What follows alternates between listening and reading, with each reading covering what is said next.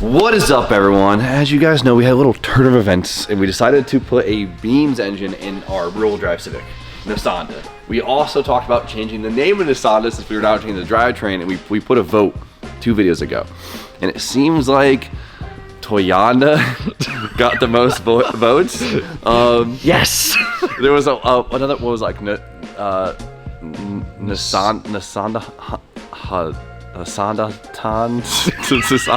I don't know. All right, boys. Well, Toyanda. We'll call her Toyanda. Still know how I feel about it, but Toyanda-san. Yeah, that was it. Toyanda-san. Yeah. Toyanda-san sounds like Japanese name. Yeah, I like that. Toyanda-san. The big 3. What is the next part of the swap? Today we're going to be doing something to this car that I've been actually dying to do to a car for a long time. This is not like a rear-wheel drive Civic specific thing. This is something you guys might be interested in your project car, but what we're going to be doing today is coming up with a power steering solution. There's a couple different ways to do it. We could do a mechanical power steering pump on the engine. We could do an electric power steering pump mounted somewhere in the chassis. You could do an electric rack, electrically assisted rack, or you could do an electric assisted column, right? There's so many options out there, and I've been dying to try out using an electric column. It seems like a really good solution for a lot of road car setups and potentially even for drifting. Drifting seems a little bit abusive for it, but I mean, like, your FRS factory electric column, and it feels great. Yeah, it feels fun. So who knows? And like other cars that, you know, maybe you're base shaved and you don't want to have all the power steering stuff in it, or you can't fit the pump because of some weird constraint, putting it in the column tucked out of the way is kind of a cool solution that I've always been curious about. So today, that's what we're gonna do. Electric column in Nisanda. You guys know the good old-fashioned way, a nice mechanical pump driven by the engine. This is using hydraulic force to, well, give you power steering, right? It's pumping, we'll say, a power steering fluid, ATF fluid, hydraulic fluid in your rag to give you that assist, right? To make it nice and light for you. And then we have another solution where it's a pump that also uses hydraulic pressure, but instead of the pump being mechanical, the pump itself is electrical.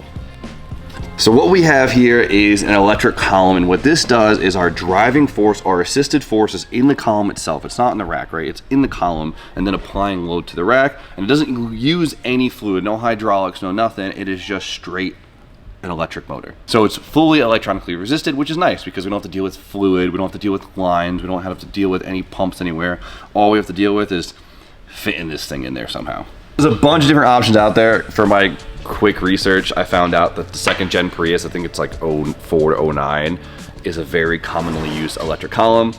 They're very easy to get, they're very affordable, they're in a lot of junkyards. I think I got this whole thing off of eBay for 200 bucks, which isn't too bad. All right, it comes with the column, the motor, extra shaft, and then the controller box, which is actually really simple.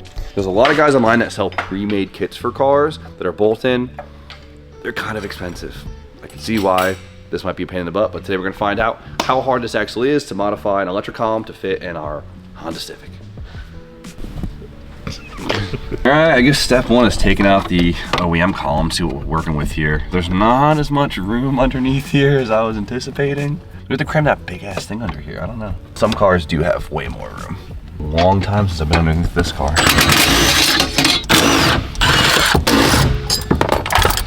There she goes. There she blows. Where do we begin?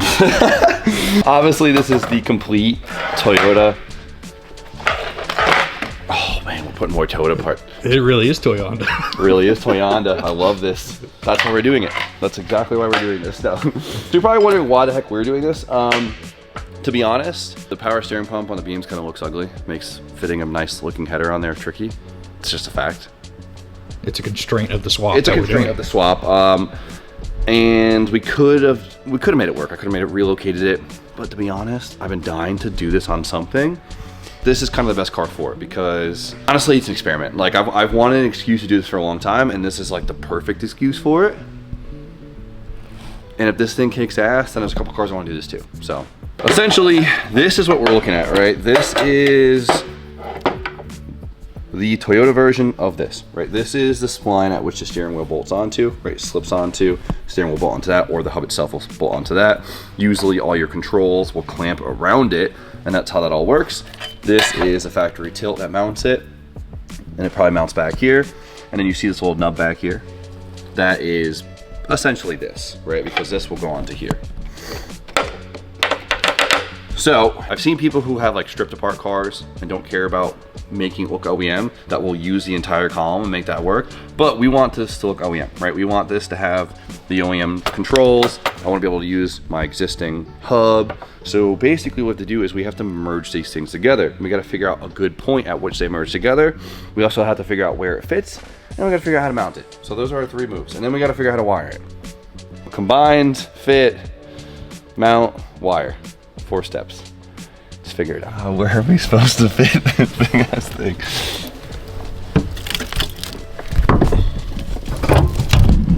Oh God, this might have been a bad idea, Austin.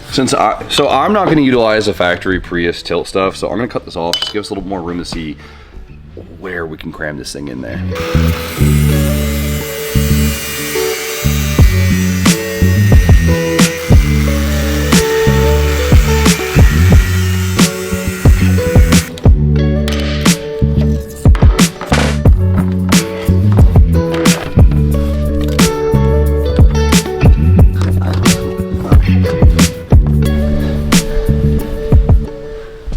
It'll fit.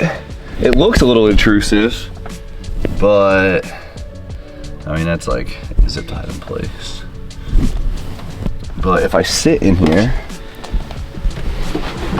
it is like my feet go beyond it, so it actually like doesn't. And I'm probably the biggest foot that's gonna drive this thing, so I think we're good. I think we're good. Step 1. It will fit. So what we have to do now is essentially merge the 2 columns. Like I said, I wanted to keep all of the controls, the hub, everything, and honestly, I want to keep the upper mounting point, a really sturdy mounting point, and it'll actually allow us to have the tilt column still built in, which is kind of cool. Not that I really use it, but if you wanted it, sick. We found out where this fits the best, and essentially I just have a rough mark of where this mounting point is in the chassis, so we could see that we have enough room for it, which is really nice.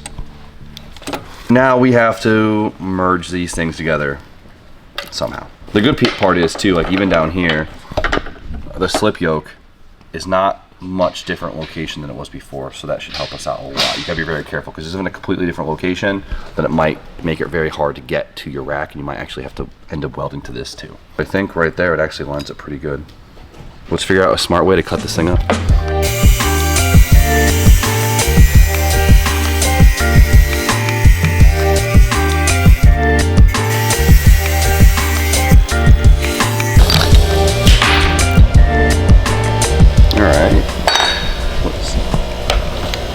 Oh, there we go. That makes sense. I saw a couple guys like combine columns, but no one ever shows the inside. So make sure you obviously don't cut all the way through because you don't want to cut this shaft. So factory, they're compression, right? If you get in a big accident, the column will compress a little bit so it doesn't just impale you. Keep that in mind. Now we have to take apart the Civic shaft because we got to see what the inside looks like. In a perfect world, it'd be the same spline. They would just slip, and then we could just weld this together. But no one ever shows the inside. That's the tricky bit. Let's cut this thing open. I'm gonna cut it on the long end just so we know what we're working with before we go crazy. But that's cool. See how it's just a slip? That's sick, actually. It's gonna sit like right. So we'll just cut all the way down here.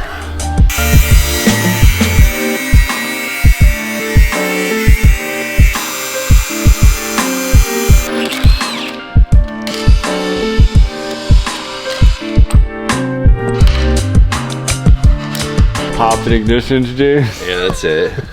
Trying to steal a Civic. Is this just... Oh, wow, nice. Hell yeah. Well, I got you good. It's right there. What are you doing? What are we doing? We're gonna put electric column in the car, which you should do with your S14. Damn. You're doing it. I'm doing it. We've been talking about doing it forever. We've been talking about doing it forever. It's out of a Prius? Out of a Prius. Really? Straight off of eBay, baby. 200 bucks. We're trying to figure out how big of a pain in the ass it actually is and if it's worth it.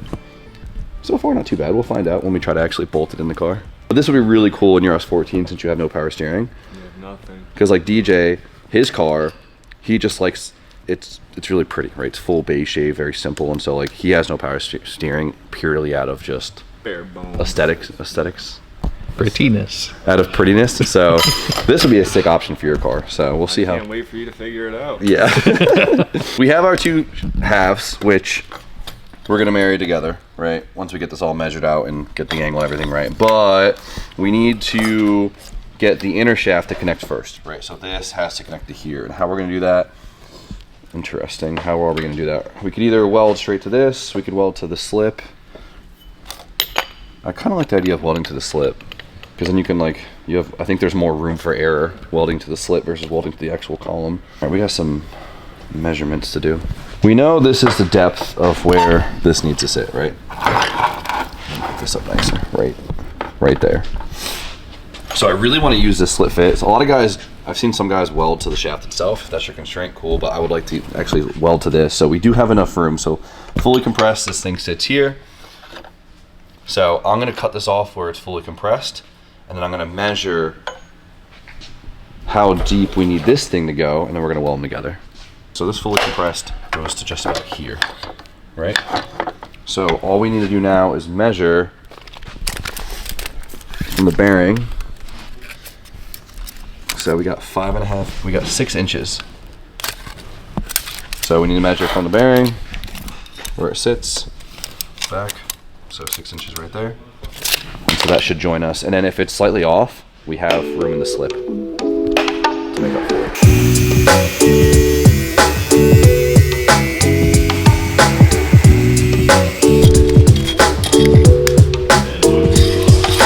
Pivot column, Prius slip. We gotta attach them, but we can just cut them and then sleeve and weld them, but we're gonna use some fancy tools to make our life a little bit easier. We gave it a rough cut, but we want this to have a really nice flat square edge. We need this to be butted up against each other square. So we're gonna use a lathe to cut it nice and square. Trying to get paid for the get down. You can't tell me shit now. Set the move from the dough. That's just how it goes. That's just how it goes. That's just how it goes. You can't tell me shit now. OEM. Thanks, Johnny. I use this lathe. We ship his packages for him. It's a good trade. Oh man, I took his safety glasses. Yeah, fuck them. I was tempted just to butt it up against each other and weld it like that, but this has a thick part right here that will actually allow us to put this inside of it slightly and then weld it. And I feel a little bit better about that, even though this is the input, which the input is lower force than the output. I think I'm gonna machine this to slip in. A little bit. Yeah. So then I'll slip in. Mm-hmm. Yeah, I like that better. You know, there's like 1,000, what did they say? 1,000 ways to skin a cat. Is there 1,000 ways to skin a cat? 10 ways, don't they say like 10 ways, 100 ways? Whatever. Join these together, whatever way makes you feel good, all right?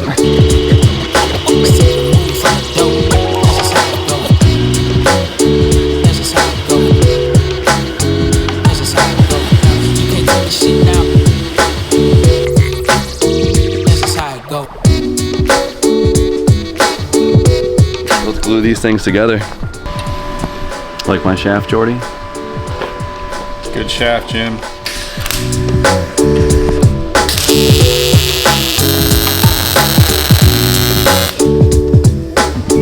I'll melt it together.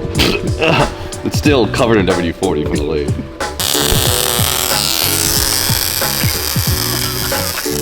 Now, Jordy, this part is very important.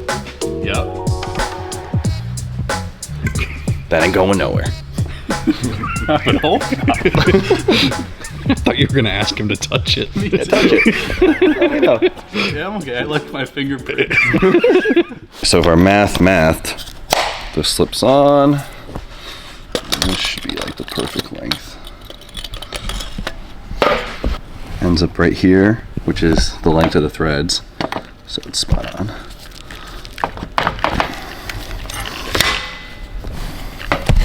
Now keys. Now keys. Now we gotta attach this thing, right? And well, they're butted up really nicely. You could probably get away with just welding that, but I wanted to use a sleeve, so I didn't have any pipe that fit over there nicely, so I kind of just laid this up really quick. You could tell how quickly I did that. Put a couple holes in the side for plug welds, but this fits really tight now, so we should be able to should help us nicely too when we're gonna mock it up. We should be able to take this, line the splines up, good. Woo-hoo-hoo-hoo. And that, look how nice and snug that is. Look, there's no movement. So now we can go mock this in the car, figure out where the heck this motor fits. Hopefully the length is correct for my first measurement and we can tack it in place. The nice thing is this is an OEM mounting point, so it's gonna naturally just force it to land in one spot. Chassis harness is intrusive. I hope this thing still fits. I put a lot of trust in my first measurement. Okay, so we could rotate it all the way up. That's sick. Oh yeah, that puts it way the hell out of the way. Let's tack it, test it one more time to just triple verify, and then we'll weld it up.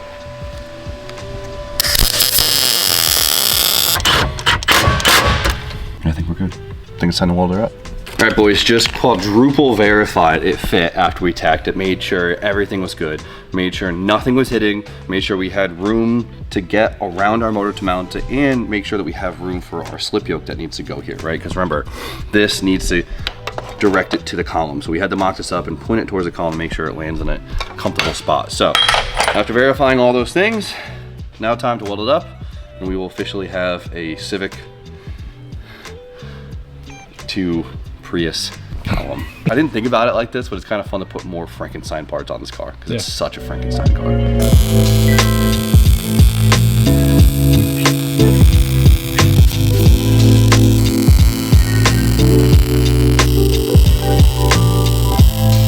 Hell yeah. Civic to Prius. Not going anywhere. We're halfway there.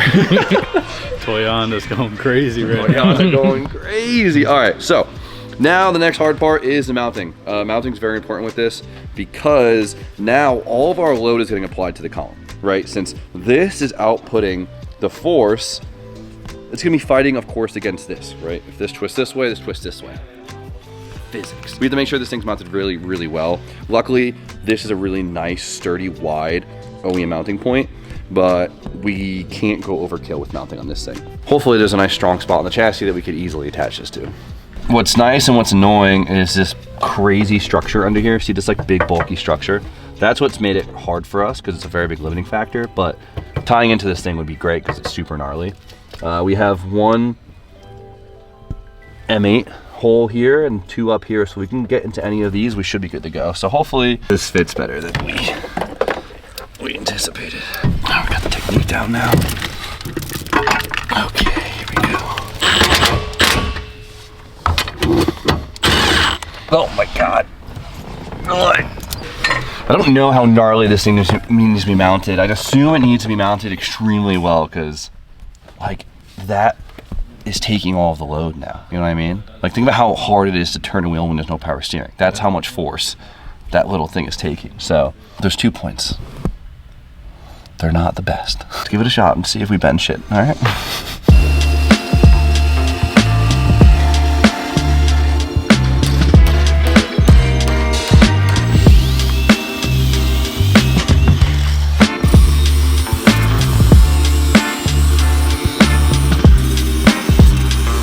So it's our quick mock to see if this thing fits in there. So the good thing about this is doesn't have to be long because the motor sits really close to the frame, and then this will sit at kind of a tangent to the motor too, so it should have a really good spot for force. And I should be able to get one on the opposing end too, so prevent it from twisting. Might look jank, but that thing just bolted right in. It wasn't easy, but Solid. I mean, it really is. There is one more bracket I'm gonna make just like that on the opposing end, and we should be good to go. This one should be easier because it's on the bottom. Haha. World class. Bracket man. Bracket man. So far, we joined the two columns together. We got it mounted. They ain't going nowhere. Now it's time to connect the rack to the column. On the end of the column, it just has some splines. Right? And then on the rack, same thing. Has these splines that a U-joint will slip onto, right? So we'll have this U-joint on the rack, and then we'll have a U-joint on the butt end of, well, the column. And so now we gotta make those things connect. So this is what we used before, right? This was rack side and then this was column side. We cut this off of the old column just to have it out of the way. This is, well, what comes with the Prius column. Sometimes a lot of these manufacturers will have common thread size. Like this was a 241, and then this was the Civic steering column, and they were the right threads or spline, which was pretty wild. So you might get lucky in your car, but for us, we have to attach this. We need it to have this accepting end because we don't have that on this side. It's just the old column, right straight to the column. So more welding. Let's get this on the rack, let's get this on the column and see how long we need to extend this thing to make it all fit.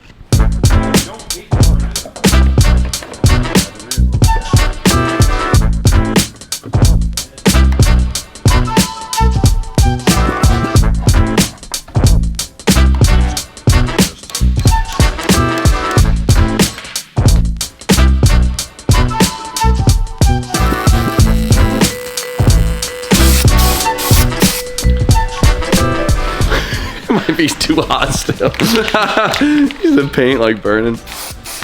Yeah, you don't see it. So now we have our Honda column to Toyota column to S chassis rack conversion. Toyonda-san. Yeah. All right. Come on, connect it all. Ah, look at that. All right, that one's on. Right. Hey. Columns in. Officially, I gotta bolt that. Dude, EPS? EPS. Really? Should I like fully wire it in and just hope everything's perfect, or should we just kind of power probe it to see if it works? I think we should test it. We should test it, yeah. Damn, your motor mounts came out good. Thanks, B. Yeah. You need the computer with it. Make sure you buy it with the computer with it. There's two plugs that go to the actual column itself. This sends the power, and then this sends the signal. These are the chassis connects on the outside. So this will just be power and ground. So 12 volt and ground. This plug, all you need for this plug is to send switch 12 volt to it to basically activate it. It puts it in like, it's like diag mode and it's just full power. I don't think we're gonna wanna dial it back. So I don't think I'm gonna mind full power on it because it's really not the strongest feel. Yeah. You could buy controllers and stuff for them, but we're gonna keep it simple. So I didn't have the connector, so I just kind of threw a wire in there and potted it. So 12 volt. I'm excited to see this thing work, dude. There we go. So this will go on ground, and we gotta hit this with power and that with power at the same time, so. Obviously can't turn it. Please work. I just welded the motor in. Here we go, here we go. Oh.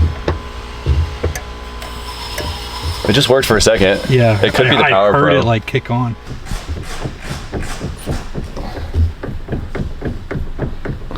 It worked for a second. I just went, ooh. What is the deal here?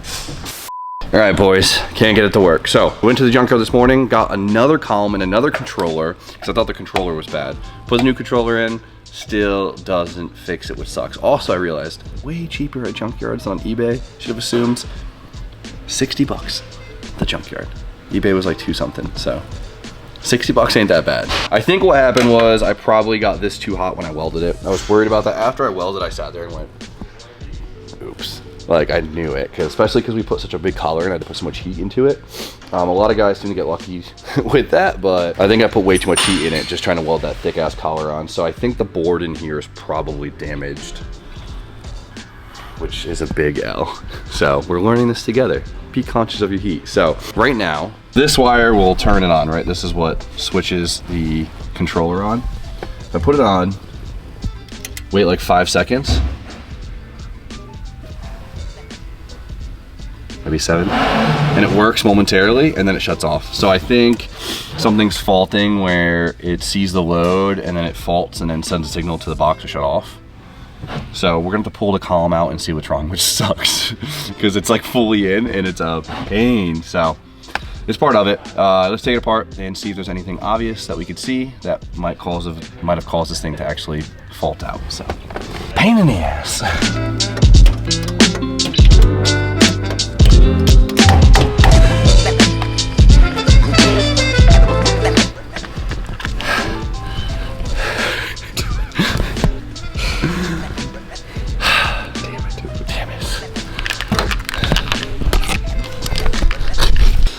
That's what I'm worried about, is the board in here.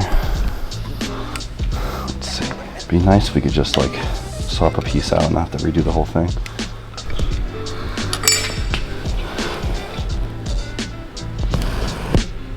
And nothing on the board looks looks damaged, which is good news.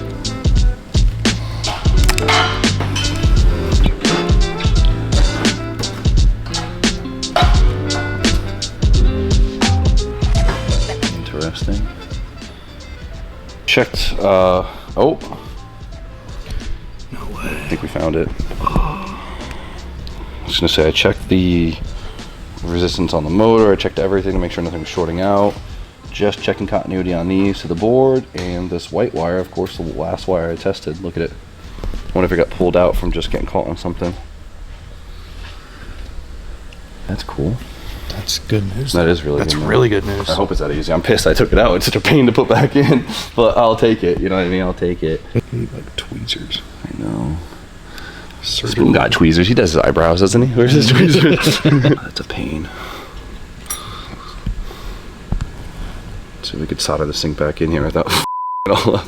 I suck at soldering. Are you good at soldering? I got no patience. Kinda. I used to solder a lot, not anymore. So I don't know. Come on, step up. Making sure these never come off again. The Milwaukee glue gun. Fire.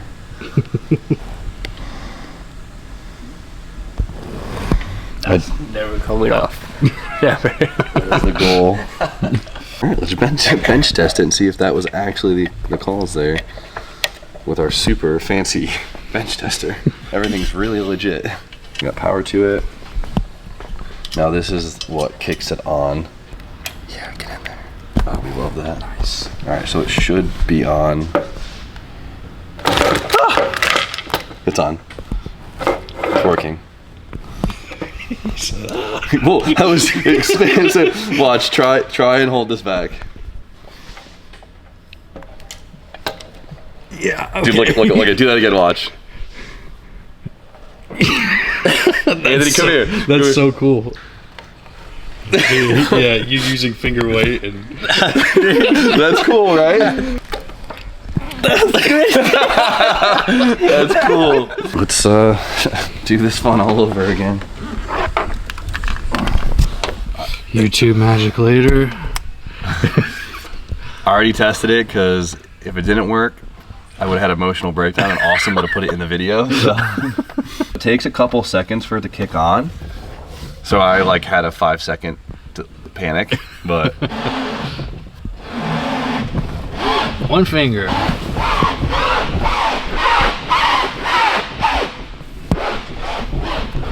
that's cool. And then this isn't moving at all, which is good. It's nice. It's not like, I definitely didn't expect it to be super light. I mean, the autocross guys love this, but you also don't need super light steering for autocross, so I'm curious how this will feel with drifting. Spoon, come try this out. It's cool.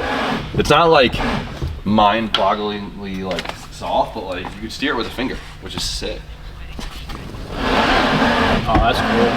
It feels consistent though. There's no hesitation between left or right. Like, it honestly feels more dialed than an electric pump. That's cool. I like that. Like, I think I like that better than an electric pump. I like that a lot. The electric pump, you could feel the like electric to hydraulic. Not only can you feel it, you can hear it. Yeah, you could hear it. And this probably has way less draw. That's cool. This was cool. It wasn't the hardest thing in the world, but it was tedious. I really want to do this to the FC, and I really want to do this to the 8.6. I mean, you're also figuring it out and documenting it at the same time. Yeah, that is true. Next one will be a little quicker. Yay! It works! Woo! Yeah, power steering with no bullshit in the bay. Ready? Keep doing it so you can feel what it's like with no power steering. Oh, shit.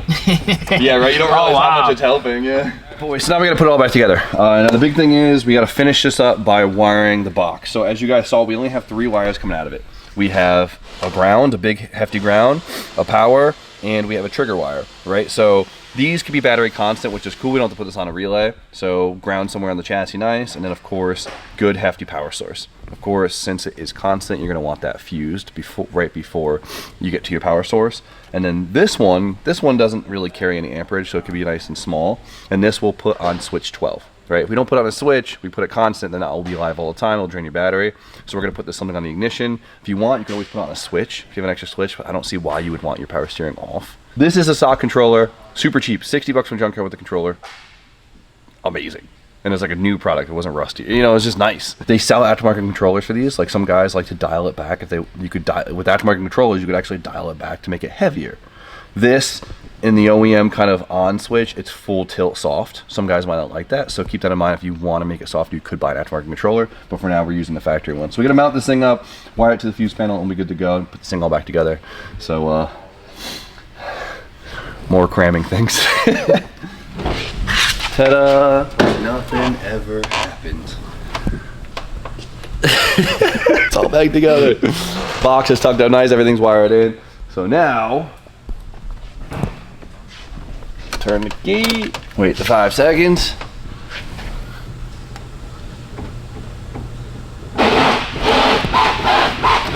It's so crazy, the car is just like, it's just a shell right now and it has power steering. That's super cool. Woo-wee! All right, well, that's a sick addition. Obviously we gotta see how it pans out. You know, we have the electric power steering on stock in FRS. We like the way it feels. Yeah. Maybe not as amazing as a mechanical pump. I feel like that's hard to beat. Yeah, I wouldn't consider it number one. Yeah. But it does the job. It does the job. I like how it doesn't, like, when you go left to right really fast, you don't notice it. Like, I've used like electric power steering pumps before, and you could almost, if you go back and forth really fast, you could almost kind of feel it hesitating a little bit. Yeah. This doesn't care. On a road car, or I mean an autocross car, I never autocross, I feel like it would feel amazing, and it's a really great option. Yeah, stripped down street cars like DJ's S14 be perfect. Perfect option. So we'll see. For Nissan, perfect option. Technically knocked off one system of the swap. All right, the power steering system. That's wild to say with how bare this is for. I know, it's so freaking sick. So very hyped on that. Nissan was a good experimental car for it. Frankensteiner even more. I've been putting off like trying to do that for a long time, but I think the 8.6 and the FC needs that ASAP. So luckily got an extra column, 60 bucks at the junkyard. Dude, you cannot beat that. Steal. Come on. 60 beans, bro. So if you guys got a MIG welder and some patience, and you want to do this to your car, well, good luck to you. Hopefully the video helps. But I'd say definitely for, I can't say for drifting just yet because we have to test it, but in terms of road car stuff, it seems like it's gonna be great. So for now, you guys know the deal. Like, comment, subscribe. Stay tuned for more content. We'll see you guys very shortly.